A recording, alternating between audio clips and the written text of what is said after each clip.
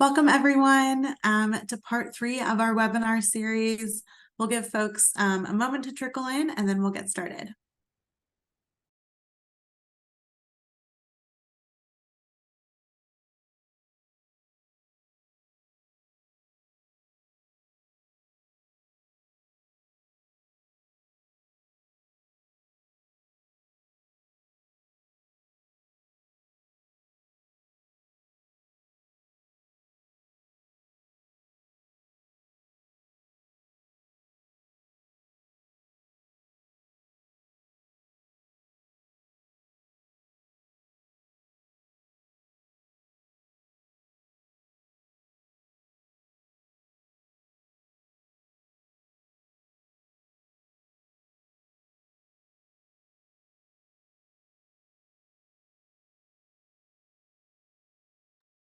Hi everyone, welcome to part 3. We'll get started in just a few moments here, but go ahead and introduce yourself in the chat and share where you are calling in from today.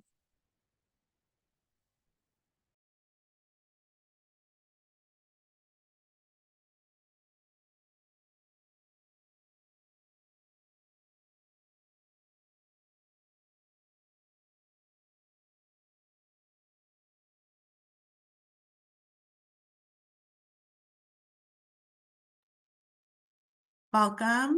We see we have folks from Oregon, Maryland. Nice. Awesome. Okay, I know folks will continue to join, but we can go ahead and get started. I'm so excited to welcome you to part 3 of our webinar series, Improving Student Access to Empowering Rigorous Content, hosted by the Alliance for Resource Equity.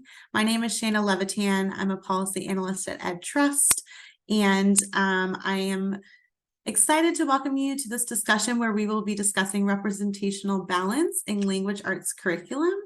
Before we do that, though, I just want to take a step back and give a quick overview of this webinar series. I know we have folks that have joined webinars in the past with the Alliance for Resource Equity and those where it's your first time. So as I mentioned, this webinar is hosted by the Alliance for Resource Equity, which is a partnership between EdTrust and Education Resource Strategies. And we're focused on making sure that school systems and communities are working together to mobilize the right combination of supports to ensure that all students have high quality learning experiences. And the way that we do this is by focusing on 10 dimensions of equity, resource equity, and providing tools and resources to help advocates and districts think about resources in a bit of a broader way. So expanding our understanding to consider how resources are also people and time and money, and considering questions not only around how much, but also how well that money and those resources are spent and allocated and distributed across the district. So this webinar series is a deep dive into one of those 10 resource equity dimensions, and that dimension is the empowering and rigorous content dimension. And our goal with this series is to provide you with new resources and tools and considerations on topics that all are related to improving access to empowering rigorous content to use and apply in your own advocacy and policy priorities. So last week, we heard from leaders in Tennessee and Tennessee SCORE about their efforts to adopt, implement, and scale instructional materials that were aimed to help improve literacy opportunities and outcomes for students in their district. Today, we'll also actually be talking about curricula and instructional materials, albeit in a different way, thinking about representation in these materials. And this is because we know that authentic, uplifting representation is important because it captures a wide diversity of cultures in our nation's classrooms, and that helps create affirming environments to ignite learning for all students. In this session, my amazing colleague, William Roddick, will share his findings on his soon-to-be released EdTrust report on curriculum representation, and he'll share with us how to use a new tool to analyze the quality and the representation of people, of groups, and topics in the books kids read in their elementary school classrooms. Then we'll have a chance to practice with this tool, and we'll break down the framework and understand what a quality book that is representationally balanced looks like, and discuss strategies for integrating book reviews into a broader approach to curriculum change within a local context. The last thing I want to make sure to note before I turn things over to William is that we've enabled the Q&A function in this webinar. So throughout the presentation and our discussion, submit your questions through the Q&A, and we'll make sure to leave a lot of time to circle back and address those questions. All right, I think that's it on my end. I will turn things over to William.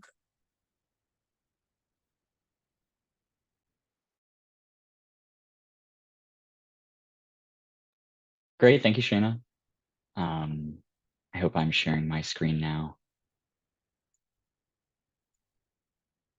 All right, well, thank you so much, Shayna, for kicking things off, and for everyone on the call for joining us today to talk about analyzing representational balance in English language arts curricula. Now, this discussion is, of course, situated in a national discussion around the book ban movement and restrictions to educational freedom. And to give you a little bit of background within that discussion, a concern for us was that there really has never been empowering, representative, and rigorous curricula. So we asked ourselves at EdTrust, where can we make the most practical change? We believe that through a clear understanding of imbalances in representation, we can better inform curriculum decision makers like publishers, educators, caregivers, advocates, all in making the kinds of adjustments that will really have a direct impact on kids and how they learn.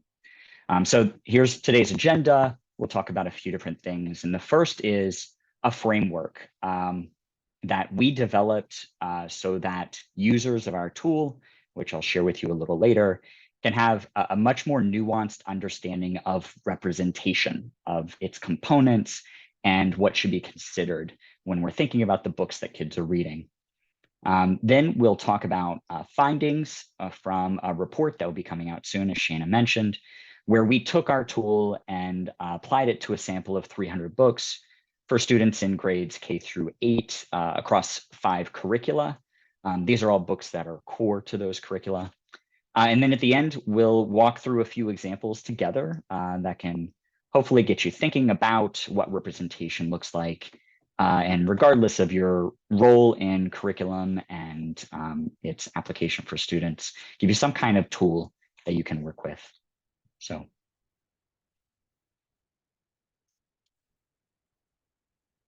but before we dig into any of those, I just want to level set and get us thinking in the right mind frame around this, around what has mattered for us through our reading journey, so we can think about what matters for children. So please think about a book that had a profound impact on you. You know, how did you relate to the characters, to groups and culture, to the ideas presented? Take a couple minutes and think. If you'd like to share in the chat, feel free, but there's no pressure to.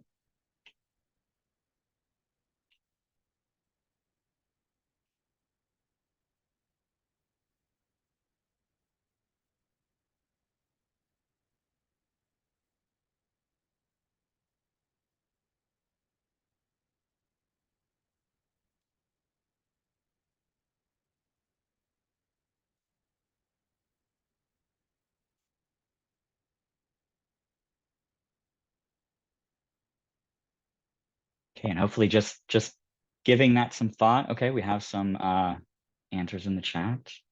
The Book Thief, Color Purple, wonderful books. Remember the Stars. Yeah, and think about what aspect of those stories really mattered for you. Why were you so connected? Beloved is one of my, I was a teacher. Beloved was my absolute favorite book to teach. Okay, hopefully that helped get us in the right mindsets so we can start our discussion around the tool, the framework. So this is, you'll see on the left side of the screen, there's a QR code there. That's where we host the tool online. If you'd like to pull that up as I discuss each of its components, but we'll talk about it again and I'll share that QR code again when you get a chance to use it. So the framework, our tool for representational balance, is something that we developed in conversation with publishers through a deep review of literature to try to really hone in on aspects of representation that would make it clear and easy for people to read books and get a good understanding of representation beyond how we think of it frequently, which is often just, are people on the page or not? We want to get people towards thinking deeply about what representation looks like. So there are 3 sections which are focal points that target your thinking around different aspects of representation. Shana mentioned this at the top. It's around people, groups and cultures, and social and historical topics. I'm going to walk through each of those and the key questions that drive the thinking around representation for those sections. And you'll notice in the framing of these questions that they're focused on people of color, because that was the focus of our report. But the tool is useful for analyzing representation across any group, but particularly all groups that are traditionally marginalized in the books that kids read. So as you use the tool, please use it liberally. So we'll start with talking about people and their representation. And the key questions we have here are considering the depth and influence of individuals who are centered in the books that kids read. So who gets to be multidimensional? Whose thoughts do students see displayed on the page? Which characters get to be dynamic through the development of a story? Which characters are agentic, which are acting on others and acting on the story around them? And who gets to be influential? Who's driving the story in positive ways? And you might notice as we ask these key questions that as a student or as a teacher or anyone is thinking about these questions in relationship to the book, it very closely mirrors the kind of character analysis and other forms of literary analysis that we expect students to be able to do. So when we think about groups and their representation, these key questions are similarly focused on depth and influence, but we add a dimension to consider how groups are presented in relationship to each other.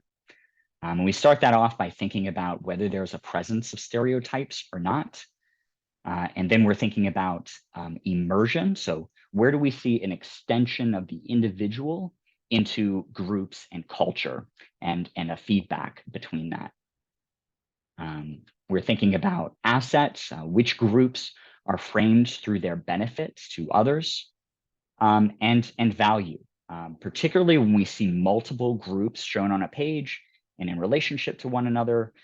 Are some acting as the saviors of others? Or are some shown to be inherently more valuable to the story or to society?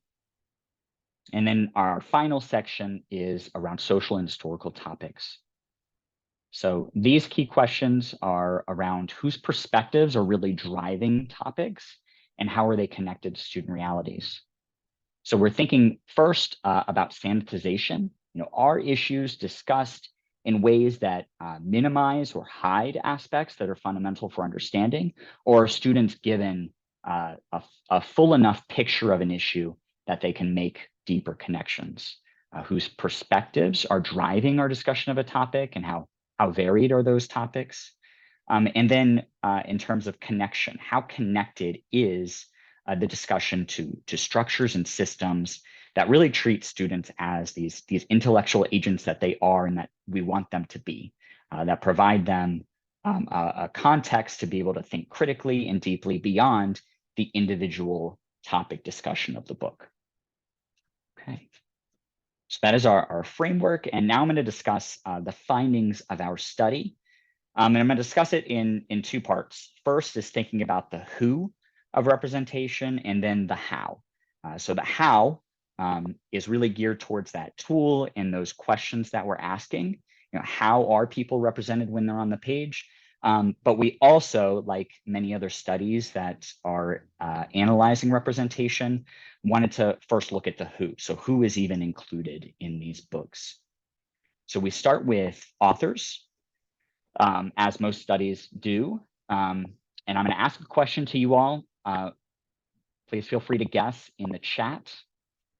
Out of the 300 books in our sample, how many of those do you think had at least one white author or illustrator?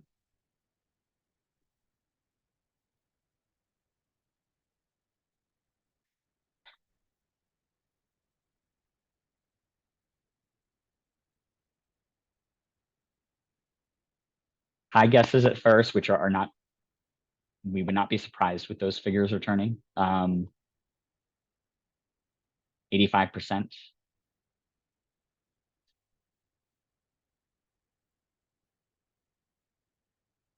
90%. Well, maybe where everyone is starting off, you'll actually be a little relieved that it's not that high, but it is still a shocking number.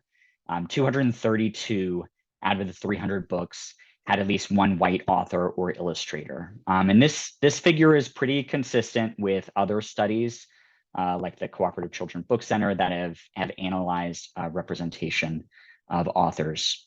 But that number is as stark as you all were initially thinking, especially when comparison to other groups.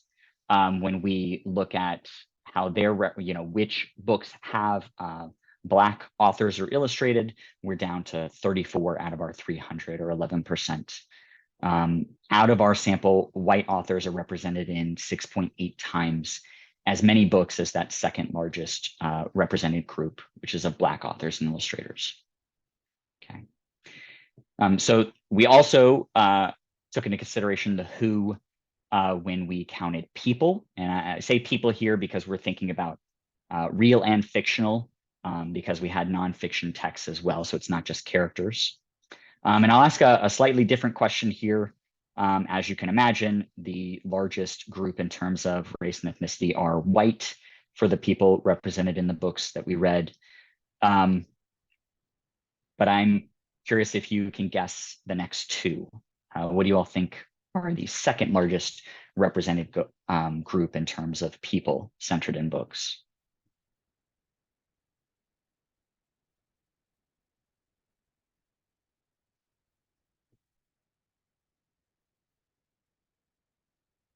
As you are thinking through, I'll answer a question that was just asked about selection of the 300 books.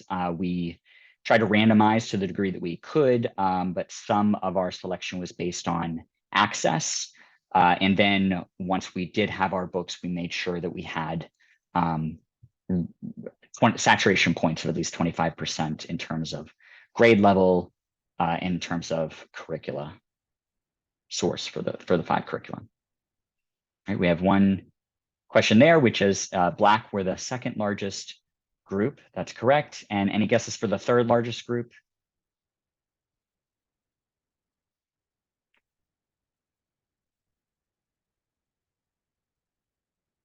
It is not a group of any of the racial ethnic identities we saw on the previous screen. It is non-human characters. So these are often animals, but it could be skeletons or other figures that are central to the story, but do not have an identifiable race or ethnicity. And this is consistent with a trend that we saw in curriculum movements. In around 2015, groups like We Need Diverse Books called for more diverse representation in response to national narratives after the murders of Michael Brown, Freddie Gray, and members of the Charleston AME Church. And in response to that call in 2015, we saw animal representation jump from 13% to 27% in 2018, which certainly gives us the impression, at least, that animals became a stand-in for calls for more diverse representation. And we can see the breakdown here across groups, which is pretty stark as well. White people are featured in more books than those lowest 5 other groups combined. Okay, now I'm going to talk about the how from books in our study, how individuals, groups, and topics are represented. But before I share those findings, I need to give you a frame of reference for how we talk about them, and that's in degrees of complexity. It's just for an ease of communication in our report. So full and positive representations are complex. And then when we think about marginalizing or negative representations, then we're in limited, and partial examples are not quite complex. So I'm going to talk through each of these degrees of complexity, which we use in our report, and I'll use in the figures. And I'm going to talk about them with examples.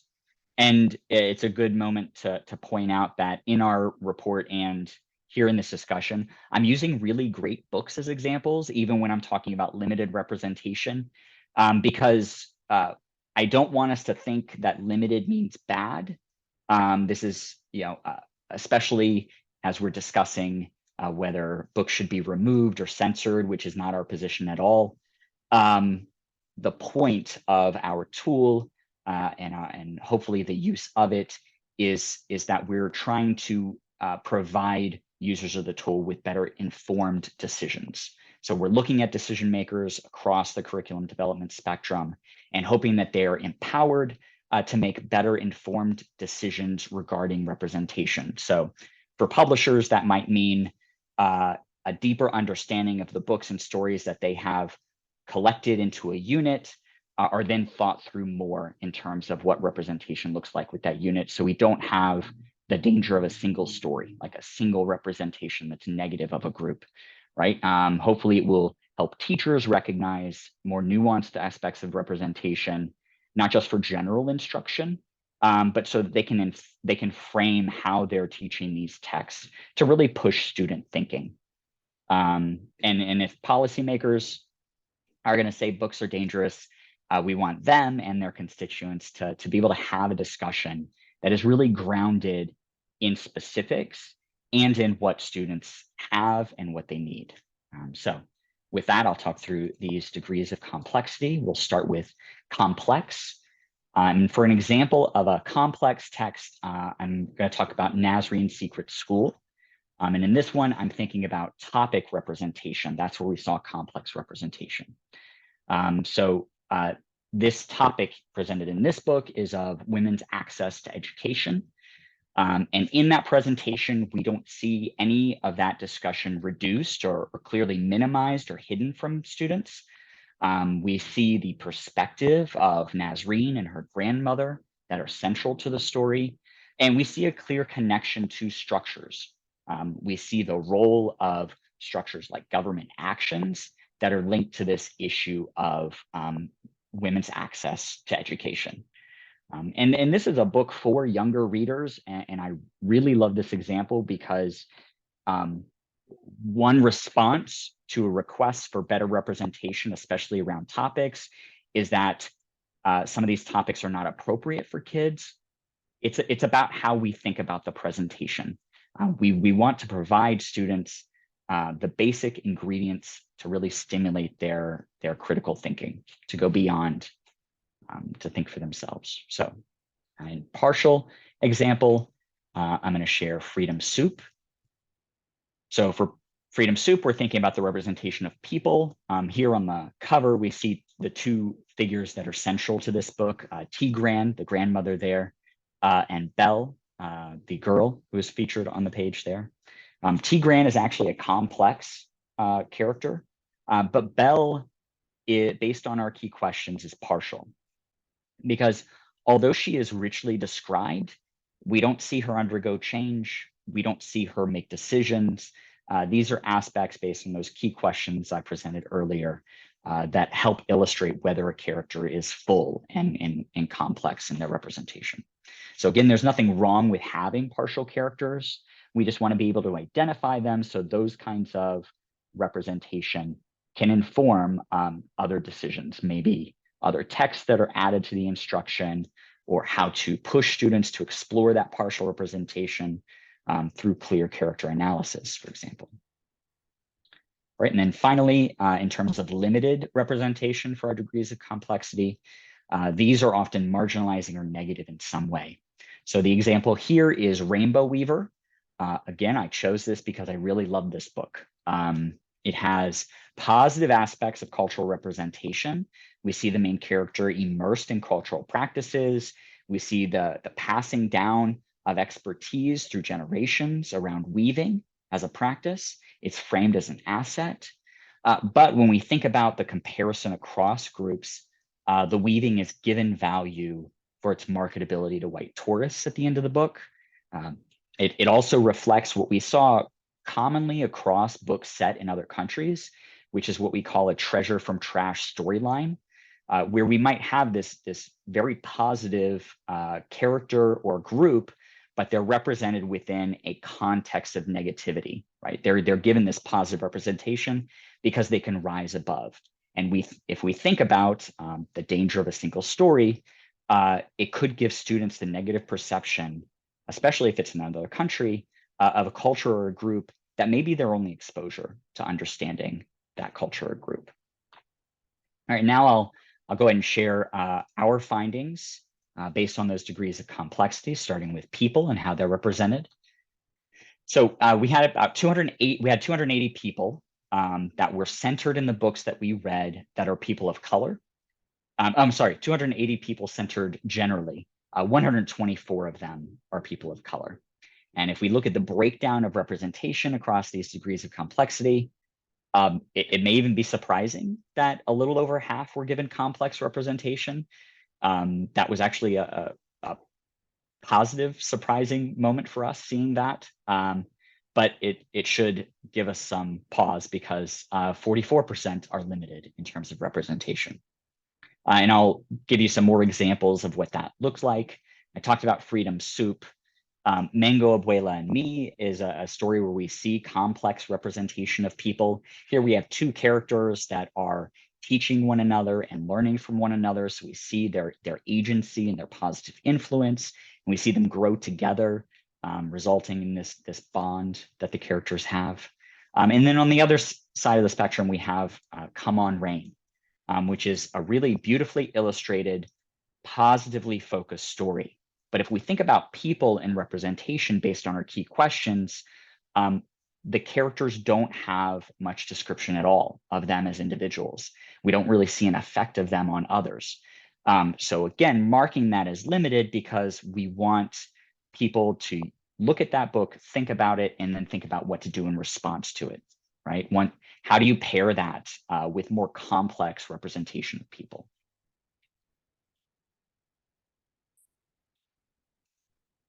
When we look at group representation, out of the 300 books, 118 of them featured groups of color. And the breakdown here, it's a little worse than we saw for people. A little over half had limited representation, less than a third had complex representation based on our tool. When we look at the examples, again, I discussed Rainbow Weaver earlier. First Laugh, Welcome Baby is one that, based on our criteria in our tool, was complex. We see this cultural event, this moment when a baby is born, that's based in the Navajo tradition. We see this nurturing community. We see immersion of characters and culture. Little Hummingbird is one that fell in the partial degree of complexity for us. We see values and cultural practices from Haida culture that are positively described, but what's missing is that connection to people. And we saw this quite often, right? Where we either see culture or we see people, but really you can't have complex representation of groups and culture if you don't have people. And then lastly, social and historical topics. Out of our sample, 137 of the books we read had clear historical or social topics featured. And here's where the findings were much starker, where 80% had limited representation based on those questions that I shared with you earlier. Very few had complex representation. And I'll share examples of that with you. We talked about Nazarene's Secret School. My name is Gabriela. Neared complexity here, but we see this really important figure, Nobel Prize winning Latina woman, but the barriers that she broke remain hidden in the story. So that's why it wasn't given complex representation there. Ruby Bridges Goes to School is an example of limited representation for topics. And this is kind of common. with children's books, why we see that big 80% number, where we see this really clear structural topic, this systemic racism and legal segregation that gets reframed as an individual problem, which really robs students of the opportunity to think deeply about it and then be able to translate that topic into their own lives. So here, school segregation was framed as people thinking Black people and white people should not be friends. It just doesn't provide students with a basic understanding that they can apply elsewhere. Okay. And now with that, I'd like to give you all a turn to think through representation and how we've thought about it with our tool. So the QR code is on the screen again, if you'd like to use your phones to access it. But it's okay if you can't pull it up also. I'm going to ask questions for each of the examples that we can then think through. The QR code will also stay on all the screens, so you don't have to worry as I move on here. So our first example is an excerpt from a children's book biography of Tito Puente. I'll give everybody a moment to read before I pop the question up.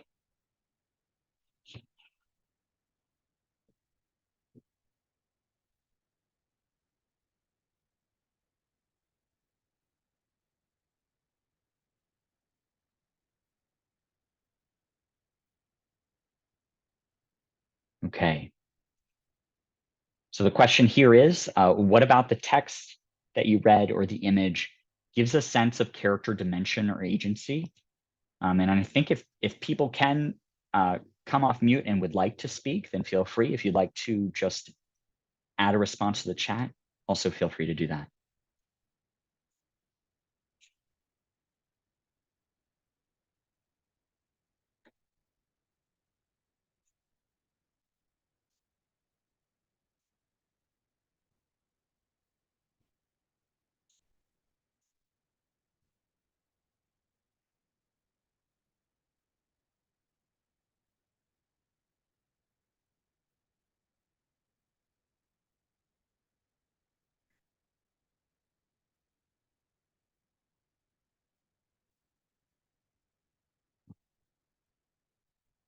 Shayna asked that you raise your hand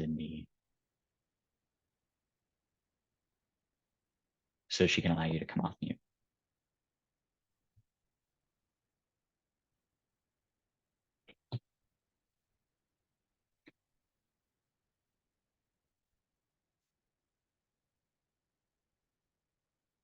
Jeffrey responded, focusing on the illustration, which is such an important aspect of analyzing children's books, because Tito is placed in the center of this larger whirling world of talents, artists of different skin tones.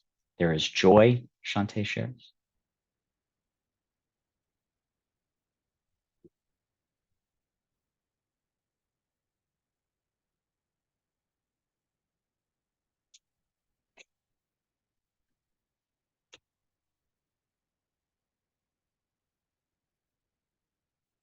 Tito leads the band,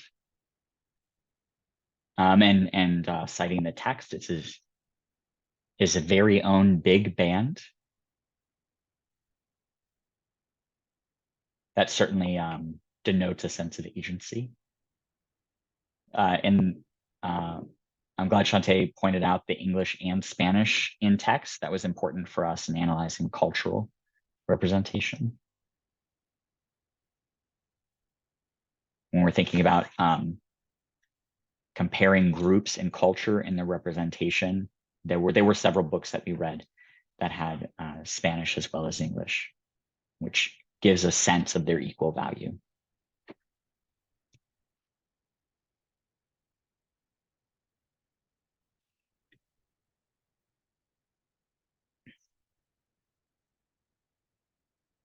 Yeah, and the dreams aspect of that is something that we definitely would hook into. If you're looking at the tool, there's an element of like psychological representation, right? Once we get an understanding of psychological depth of a character, then we're definitely seeing multi-dimensionality. We're getting a deeper understanding of the character. And we want characters with many different and intersectional backgrounds demonstrating that kind of depth. And also the action that Tito is taking, writing music, recording, making music, right? These are all agentic. He's acting on, he's not just acting, he's acting on others. Great. Excellent. Yes, Poonam, Poonam would like to come off mute. You should be able to unmute yourself. I just saw the unmute. Hi, sorry. This is Poonam. I wanted to mention something which conversely, I think I've come across at work in curriculum development, is that often a lot of Latino success stories focus a lot on music and food and not on other contributions of Latinos to US society particularly. And that has raised concern amongst many educators of that heritage that it leads to an inadvertent stereotyping.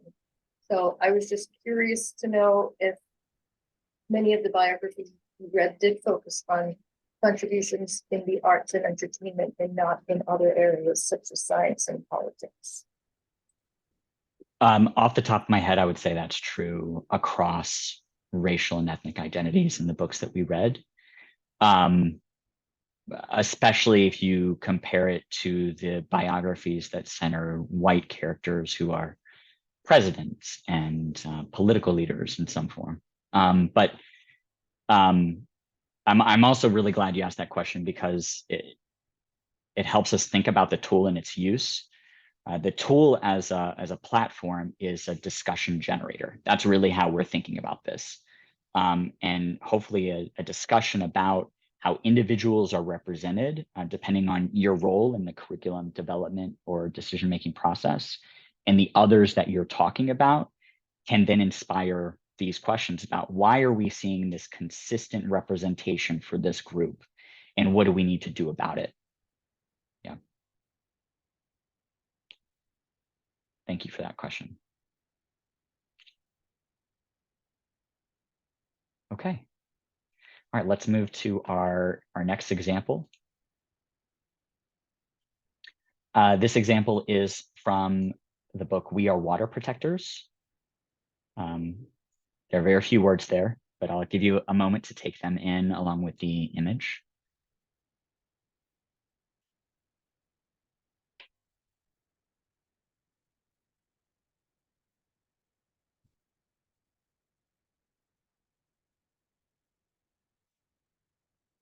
And the question being asked here is, what about the text or image gives a sense of character influence or topic perspective?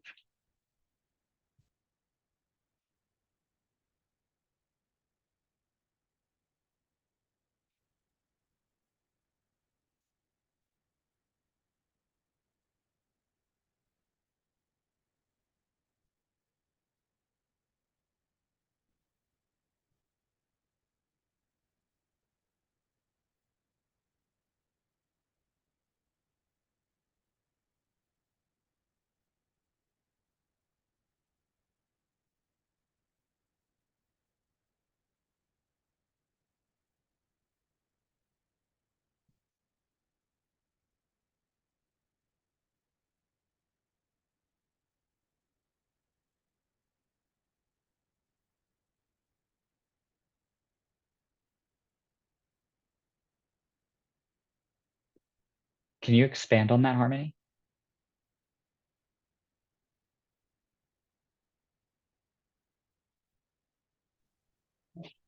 Can you hear me? Yeah. Okay. Hi. So, excuse me, my initial impression, the language that is used, water is the first medicine, Nokomis told me.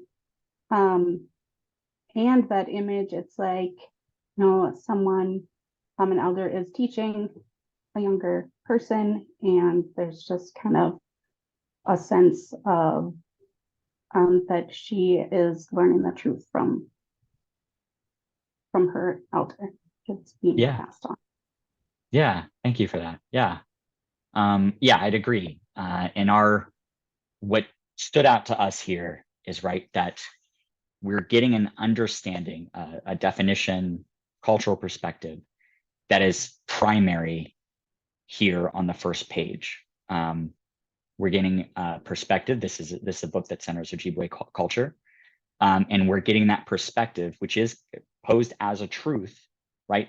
This is the first page, rather than how we often see other, groups and cultures incorporated into books as others, right? As a secondary perspective, rather than the primary one that we're seeing when we're talking about a topic.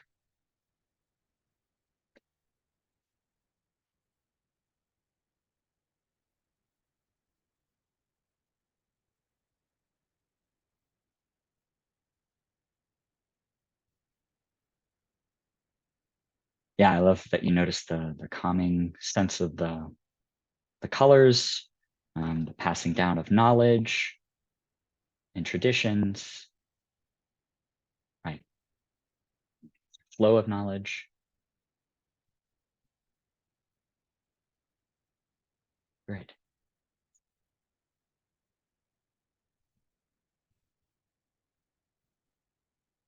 Community.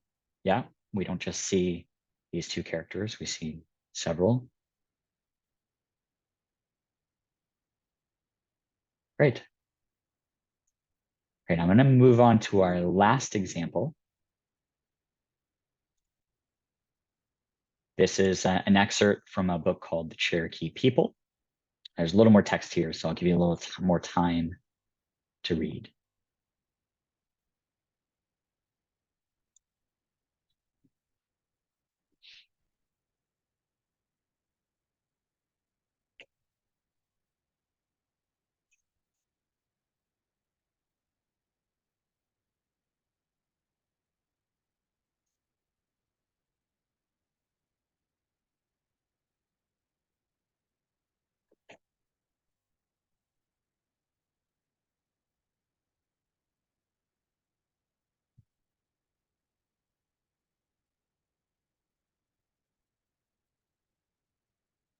All right, and the question we're asking this time is, what about this text gives a sense of group assets, of group relationships, and to the degree to which a topic is fully presented or minimized? And I think this example, probably clearer than the others even, should help you see the connection between representation and rigor and the kind of thinking that we're training students to do when we're in language arts or literature curricula.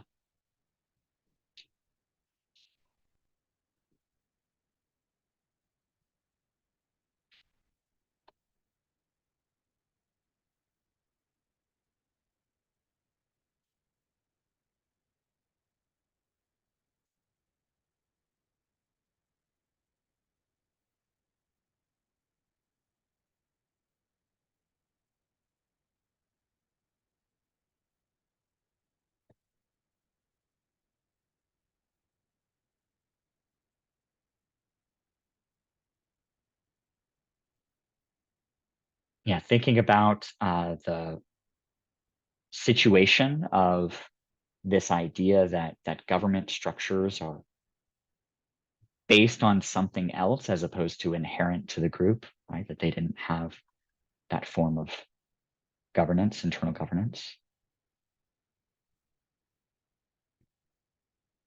There's the implication that assimilation is progress. The absence of agency.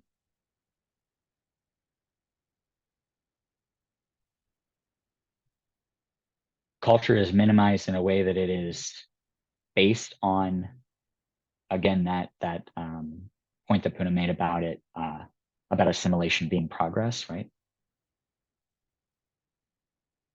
Had given these up, right? Yeah.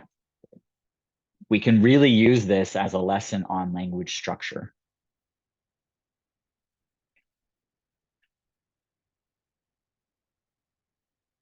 the idea that education is based on the forms of schools that were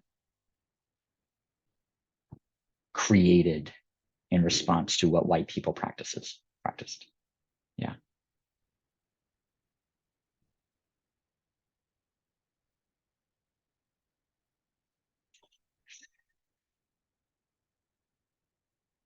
The use of passive language is really clearly an issue here. Ignoring the impetus of this change completely.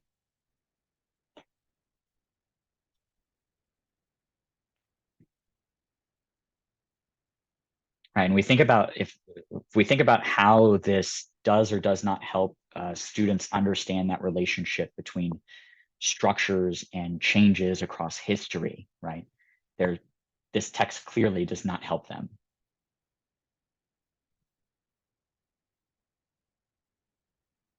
Great.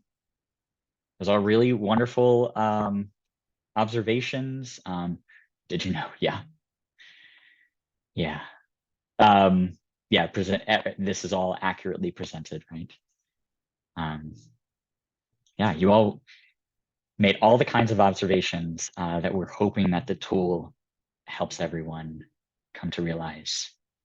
And with that, that's the end of our presentation. I'd like to give everyone a chance to ask other questions if they'd like, or any comments you'd like to make. Also on this screen, I have my email address if you'd like to get in contact with me. Yeah.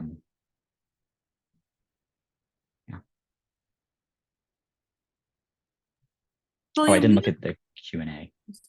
Yeah, we had one question that came through from Jeffrey, and I think it's a really great question I want to highlight, which is, he said, sometimes the histories and actions of marginalized groups or individuals can be sanitized, sometimes even by authentic community narrators, in order to support group inclusion and advancement in the conversation.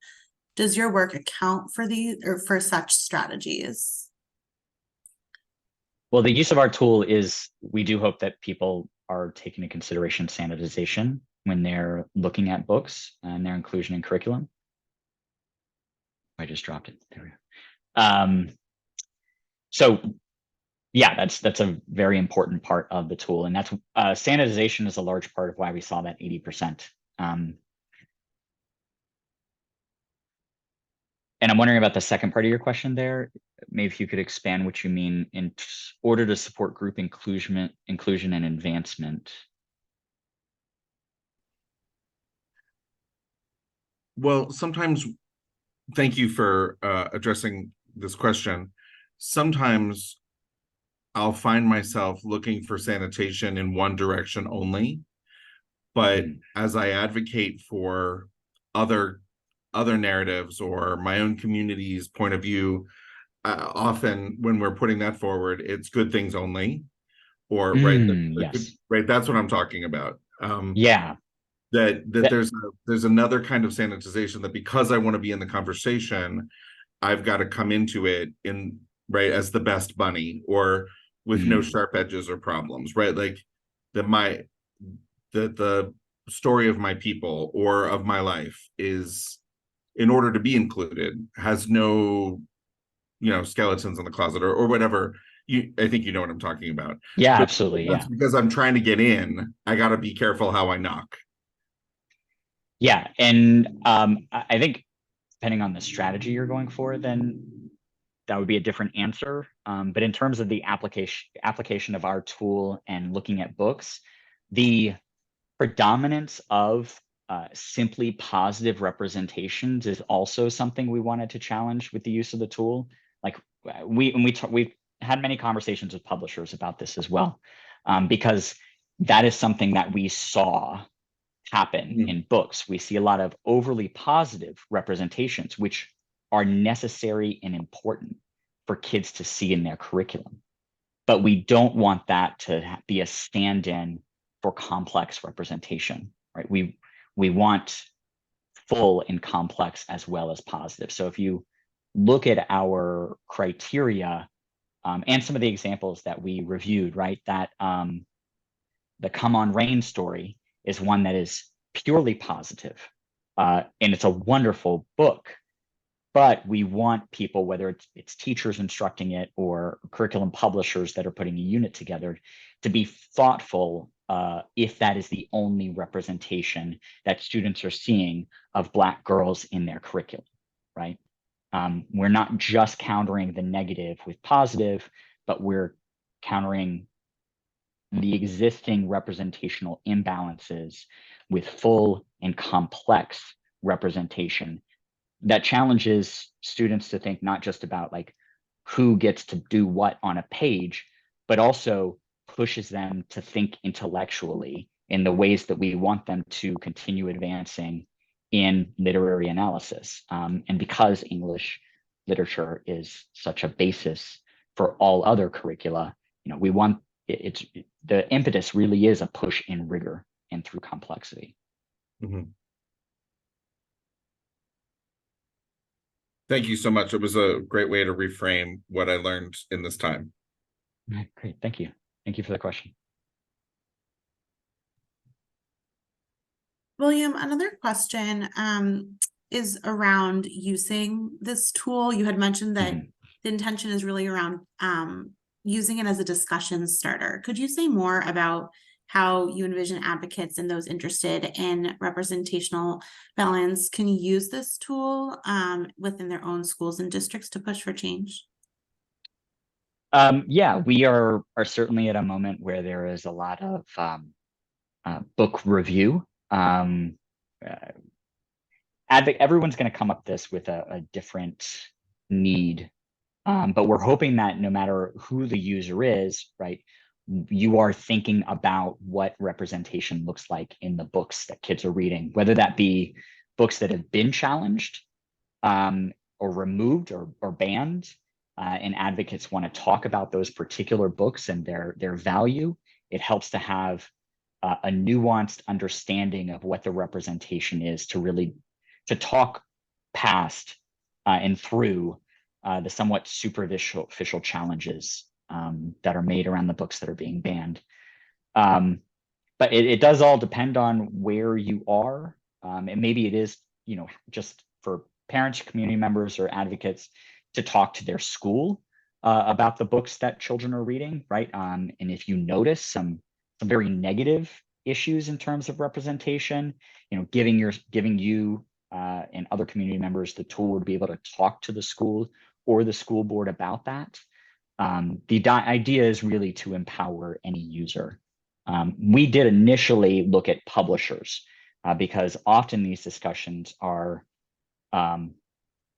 really around teachers and what they should do with books to make things more representative and to engage children more. But teachers are somewhat limited in the curricula that they're using, or they might be looking at other sources that are not necessarily good in other ways. So we wanted to move a little bit up the stream towards publishers so they're making more thoughtful decisions about the units that they're putting together and how they're thinking about guiding teachers in instruction. But we noticed that there's utility to many different stakeholder groups for the tool. Thank you. I think we probably have time for one more question, but if there are other burning questions, feel free to put them in the chat, and we'll try to get to those as well. But I'm curious if some of the elements of this framework apply to books not at the elementary school level as well. How might the framework and the questions within the framework still apply directly, and how might it have to shift to adjust for level from elementary school to middle school or high school? We purposefully designed the tools so it could be used for any level of reading. So it just, for the purposes of our analysis, based on the publishers that we were working with to get access to the books that we analyzed, we focused it on K through 8, but it's directly applicable to any level of book.